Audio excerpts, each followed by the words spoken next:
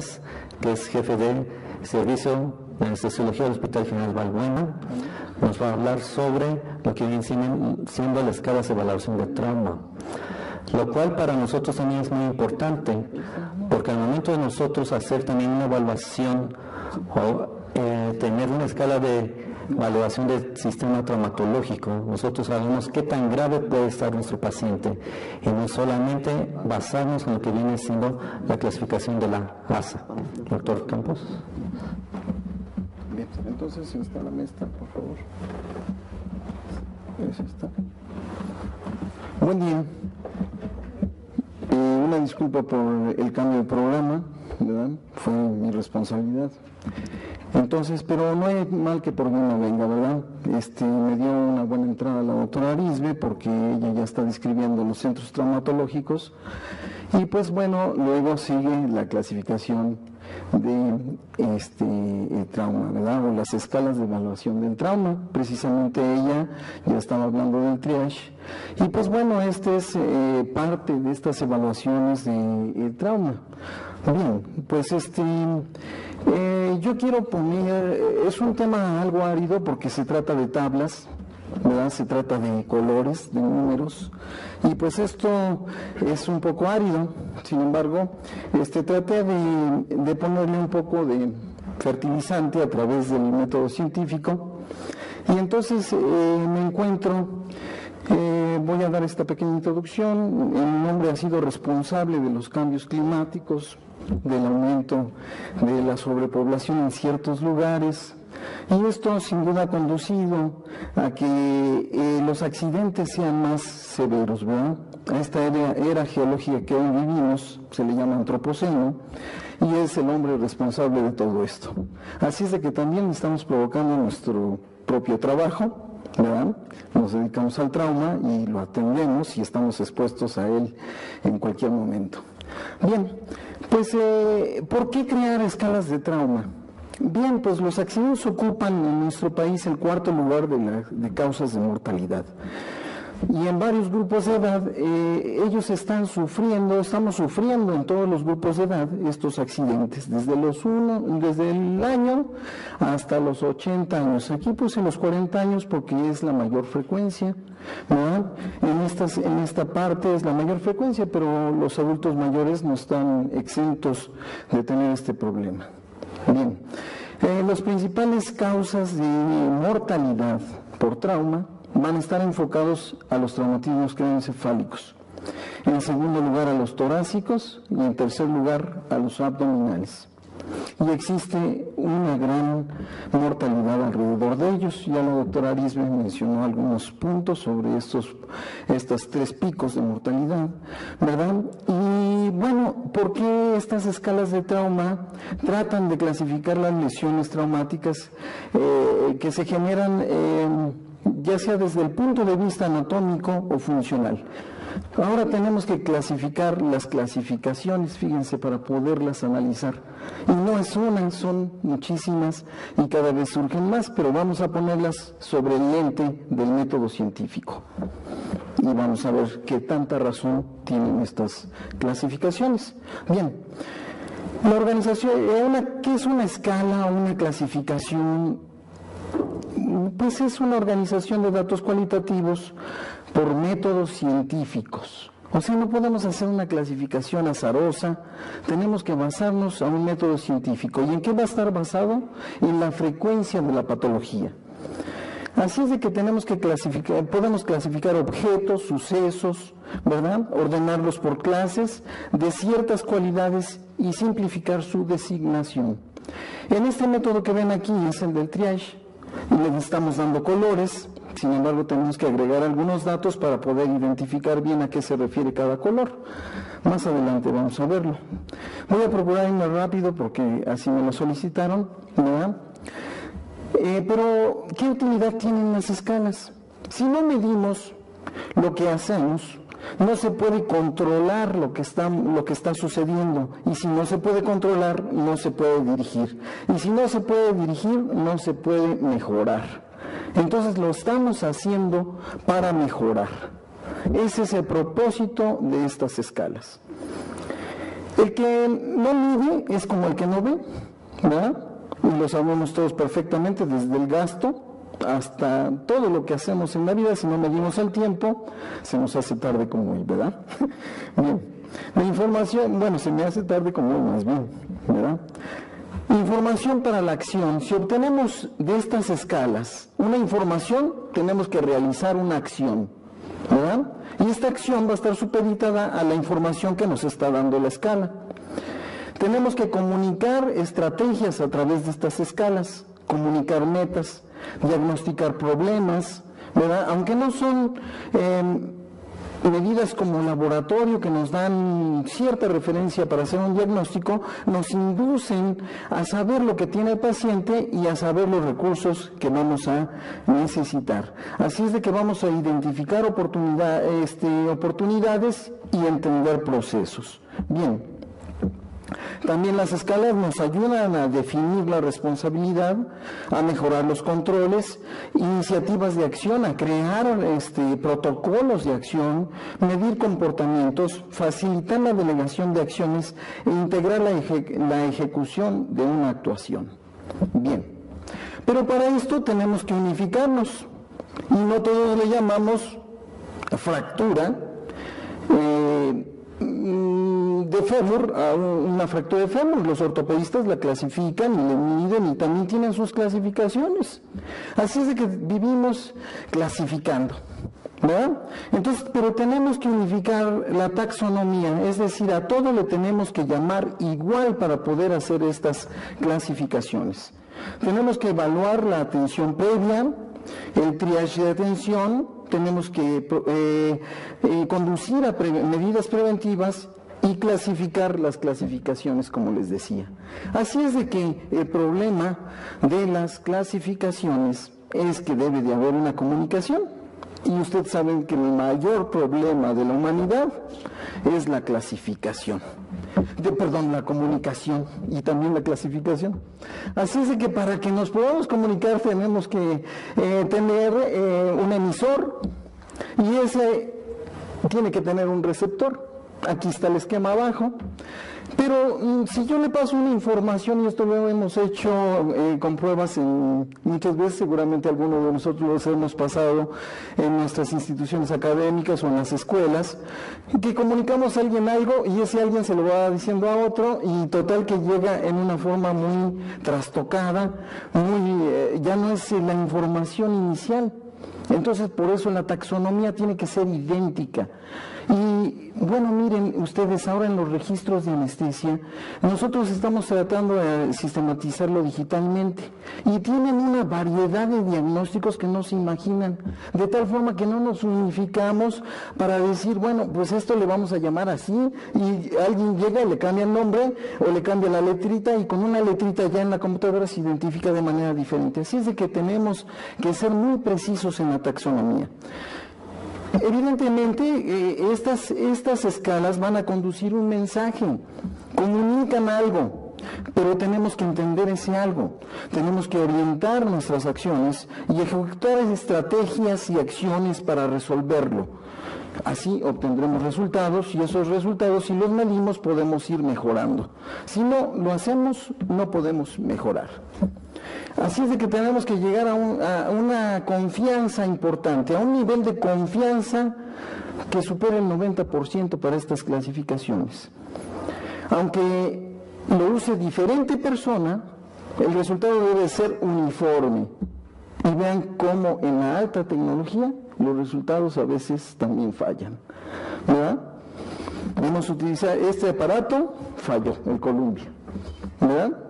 A pesar de la máxima tecnología más importante. Así es de que ni este sujeto que está, que representa aquí al anestesiólogo eficiente, eficaz y efectivo, ¿verdad? Eficaz se refiere a tiempo, resuelve las cosas con velocidad. Eficiente a los recursos con los que contamos. Y efectivo se refiere a la calidad, ¿verdad? Así es de que pues solamente a él lo tenemos, ¿verdad? A Christopher Reeve, ¿verdad? Bien. Pero entonces estas clasificaciones tenemos que darle una validez científica, no podemos crearlas de manera azarosa, ¿verdad? Entonces tenemos que validar el método científico, tenemos que darle una validez interna. ¿Y esto qué lo va a dar? La va a dar la similitud de las unidades de observación, es decir, cada paciente. Tienen que ser similares, misma edad, hasta misma contextura física, ¿verdad? Porque entonces así unificaremos el resultado. Esto va a ser imposible. Utilizamos el triage porque las cosas que funcionan se van quedando, fíjense, pero las que no funcionan las vamos nosotros automáticamente desapareciendo. El triage ha sido afortunado, ha sobrevivido y nos ha funcionado, nos ha servido, pero el triage se hace desde prehospitalario, intrahospitalario y hasta un jefe de anestesia o un anestesiólogo tiene que hacer triage. ¿Para qué? Para atender a sus pacientes y tiene que darle un color a cada paciente, ¿verdad? Los cirujanos tienen que hacer triage y decir, este va a sobrevivir, vale la pena meterlo, tengo 2 pacientes aquí y este está en fase, calificado como negro, entonces pues, ¿para qué expongo a esta persona que puede sobrevivir y meto un paciente de riesgo? Así es de que en todo eso tenemos que hacer triage y es evolutivo además, ¿verdad? Bien, entonces vean cómo es necesario darle esta validez interna, ¿verdad? Clasificar el nivel de prioridad y darle una validez externa, una trascendencia. ¿Qué quiere decir esto? Que yo lo puedo aplicar en diferentes ámbitos, o sea, fuera ya de mi hospital, yo donde lo validé, tengo que hacer que ese método funcione en el resto del país y luego en el resto del mundo. No todos los seres humanos somos iguales, ¿verdad? Entonces tengo que hacer un método sumamente válido, ¿verdad? Vean ustedes. Aquí dice Einstein que el que abre su mente a una nueva idea jamás volverá a ser del tamaño original, ¿verdad? Así es de que estamos abriendo nuestra mente a estas clasificaciones y la estamos poniendo bajo esta lupa del protocolo de investigación. Fíjense nada más, tenemos que meternos aquí, porque debe haber criterios de inclusión.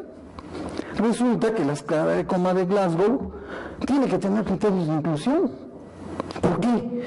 Porque yo no voy a meter a un paciente soporoso que le puse midazolam a una escala de Glasgow. Entonces ese es un criterio de exclusión, ¿verdad? Tenemos criterios de inclusión, tenemos criterios de eliminación, criterios de interrupción, pero ¿cuándo la escala de Glasgow nos mandó estos criterios? Cuando nos dice atrás del esquemita cuáles son los criterios de inclusión y cuáles son los criterios de exclusión. Los estoy poniendo bajo la lupa, ¿verdad? Entonces, tenemos que ser más objetivos en este sentido y dar estos criterios de inclusión. Bueno, el paciente está sedado, entonces sí le valoro Glasgow. ¿Viene ebrio? No le puedo valorar Glasgow. Entonces, tenemos que dar esta uniformidad taxonómica. No sé, al rato pueden surgir algunos comentarios. Yo me podría haber dedicado a ponerle las tablitas y voy a hacer un tema muy árido porque realmente estas tablas son, van a verlas ahorita, vamos a verlas. Así es de que entonces tenemos que darle una sensibilidad a nuestra clasificación. Y para dar sensibilidad tenemos verdaderos positivos y verdaderos negativos, ¿verdad? Entonces, es profundo, este análisis debe de ser muy profundo.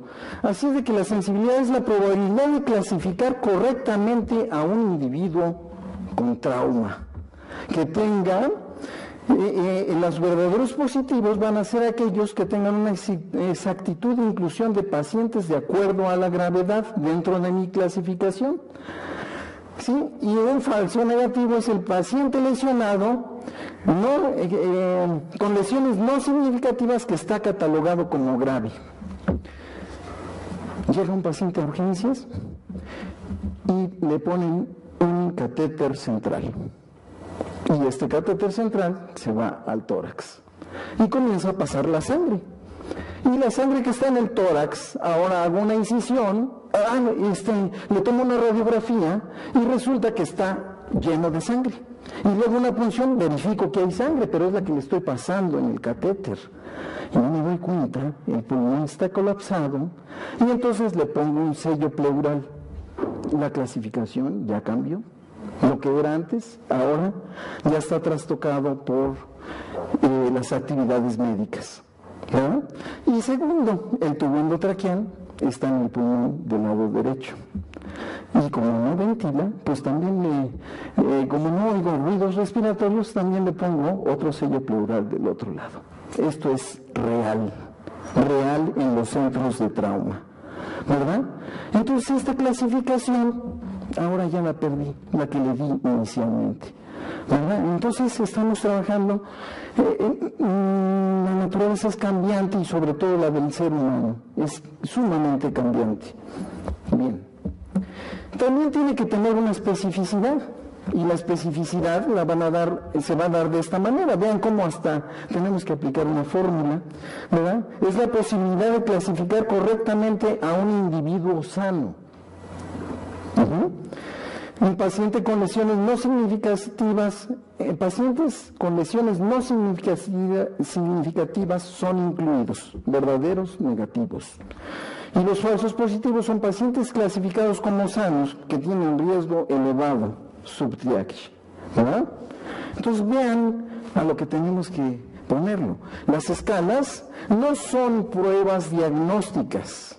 No podemos, por una escala que me digan, escala de Coma de Glasgow, tiene 8, ya es una prueba diagnóstica y tengo que intubar al paciente, ¿verdad? Entonces, tenemos que tomar nuestras reservas, ¿verdad? No es una prueba diagnóstica que me diga, tiene 8, tengo que intubarlo. Es una medida que nos indica que podemos hacer, pero no lo consideremos como una prueba diagnóstica. Por lo tanto, tiene un valor predictivo positivo. Estas pruebas tienen que tener un valor predictivo positivo y un valor predictivo negativo. ¿Lo han visto dentro de las escalas que hemos revisado?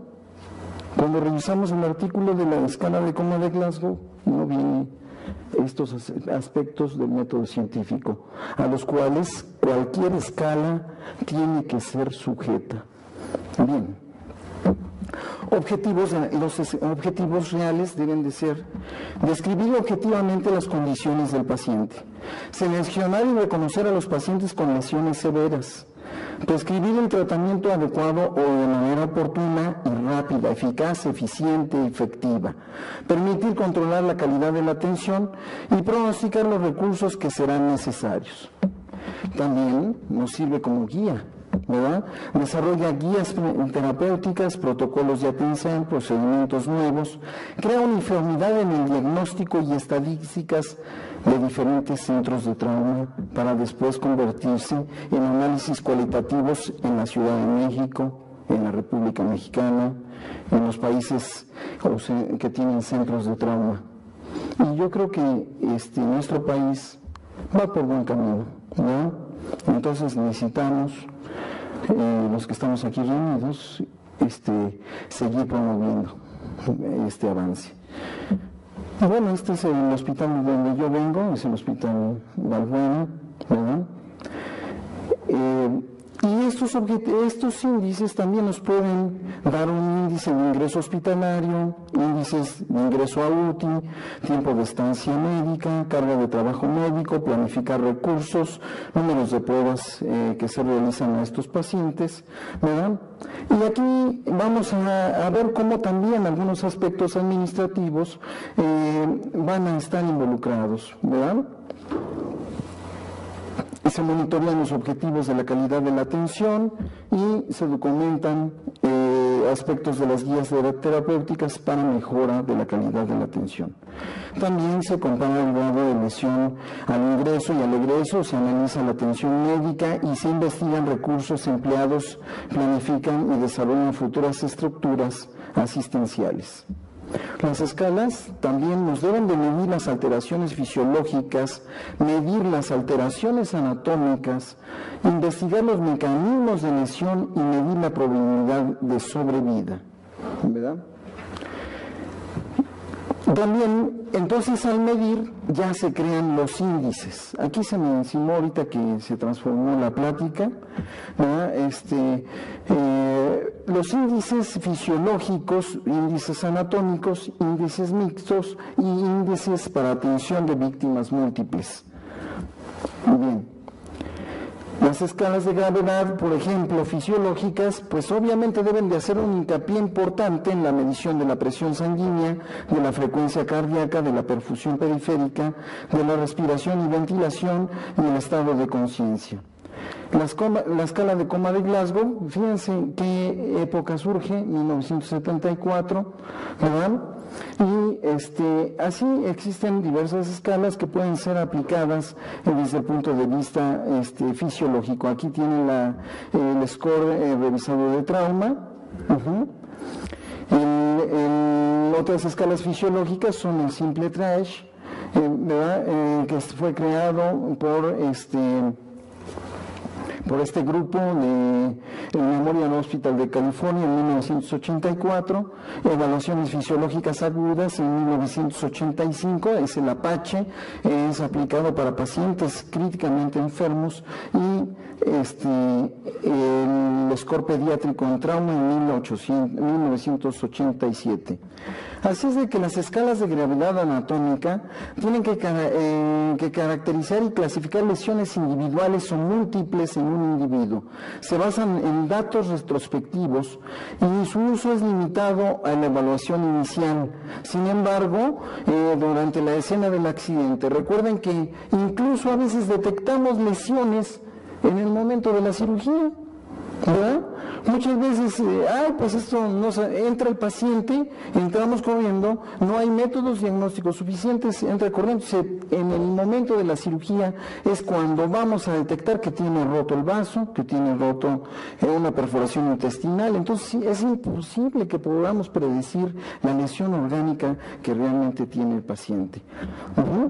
Los métodos lesionales anatómicos, el grado de prioridad está en función de las lesiones que presenta, y los traumas, los índices o escalas que podemos utilizar son el trauma index, el score de trauma, de severidad del trauma, ¿verdad? Y hay algunos otros clasificados como el PBI, ¿verdad?, que surge en 1978. También hay escalas anatómicas que van a, por ejemplo, esta escala abreviada de trauma, el índice abdominal en trauma, que son ya regionales, ¿verdad?, índice en trauma abdominal penetrante y el índice en trauma torácico. Así es de que existe una cantidad de clasificaciones que en el momento práctico, si llega una persona de urgencias y me dice, oye, tiene un trauma score de tanto, tiene una escala de ISS de tanto, entonces vamos a inundarnos con la información precisa que mejor él nos puede proporcionar. Lo que he detectado es que el paciente tiene hipotensión arterial, llenado capilar bajo, etcétera. Las escalas fisiológicas para el anestesiólogo nos van a ser de más utilidad, ¿verdad? Bien.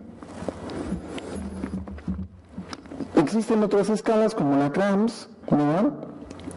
Vamos a ver algunos scores mixtos también, en donde se mezclan características anatómicas, aquí se los enumero, se mezclan características anatómicas y fisiológicas, ¿verdad?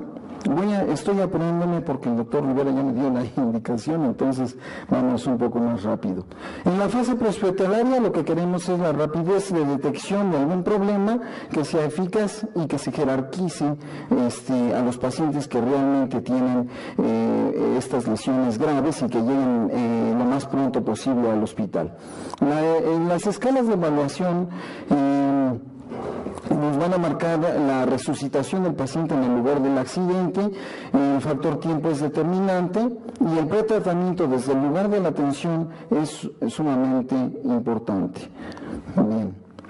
De esta manera, haciendo triage, vamos a facilitar el ingreso de los pacientes al hospital. Entonces tenemos el CRAMS, el START, el SAVE y el Trauma Score y el Trauma Score revisado. Son algunos de los escalas que nos van a favorecer la llegada del paciente. Los índices de gravedad en trauma van a estar cambiando continuamente debido a la resucitación, a la estabilización del paciente.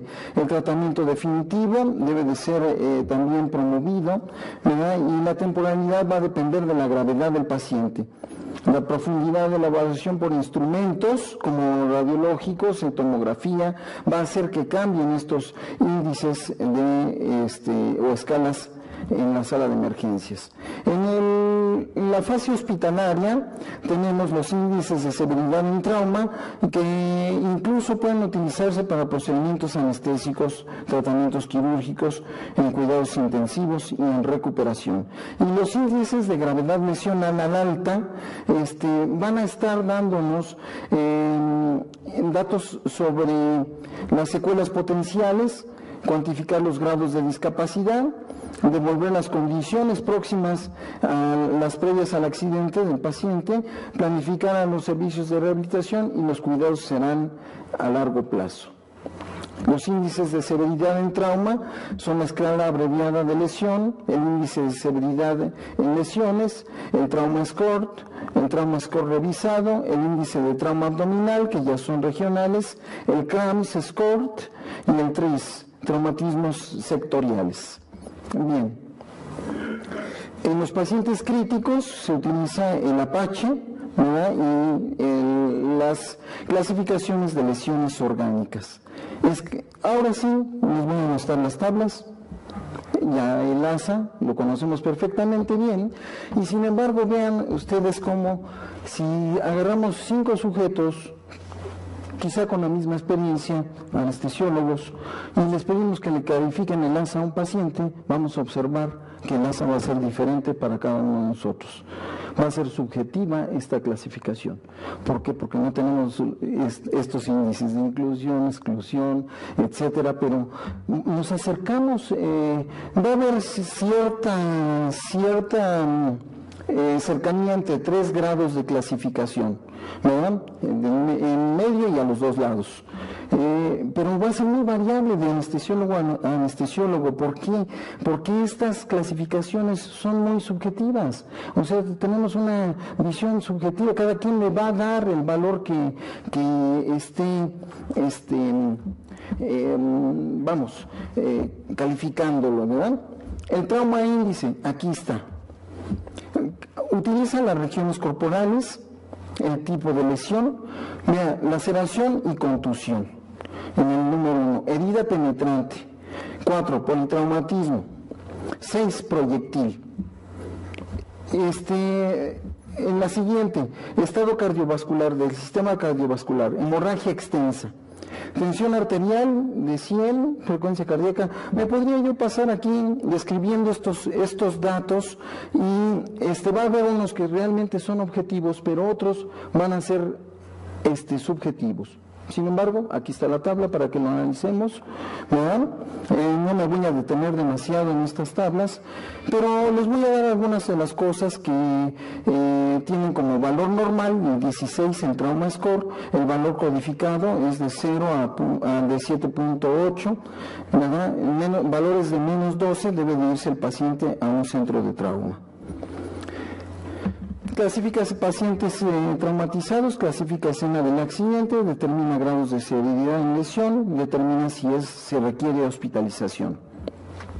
El trauma índice evalúa rápidamente pacientes con lesiones traumáticas y evalúa puntos por región, más algunos puntos agregados por tipo de lesión, por tipo de estado cardiovascular, por la escala de coma de Glasgow y el estado respiratorio.